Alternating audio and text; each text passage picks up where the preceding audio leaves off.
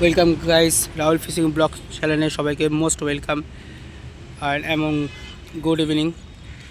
তোমরা সবাই কেমন আছো জানিও আমাদেরকে। আজ আমি আবার চলে এসেছি লালদিঘিতে। ভালোই টুকটাক আজকে সিট হয়েছে, মোটামুটি প্রত্যেকটা সিটই হয়েছে। প্রায় 3-4টে সিট ছেড়ে পুকুরে পুরো ভর্তি। এরপরেও কয়েকটা সিট হয়েছে, কিন্তু কারোর আপাতত মাছ হয়নি এখনও পর্যন্ত। মাছের টুকটাক নরম আছে, বাট মাছ অতটা ভালো খাচ্ছে না।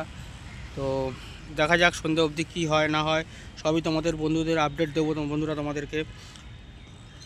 আর আমার এই চ্যানেলটি ভালো লাগলে একটু লাইক এবং সাবস্ক্রাইব করে দিও। আর ওইদিকে আমার আছে ভাই বসেছে আমাদের আবিদ ভাই। এই যে আবিদ ভাই বসে আছে, দেখো আবিদ ভাইকে দেখতে পাচ্ছ। আবিদ ভাই বসে বসে এখন টোপ মাখছে।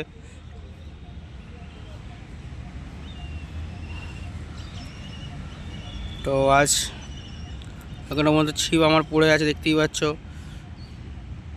এই একটা ছিপ আর এই দুটো ছিপ পড়ে আছে তালা।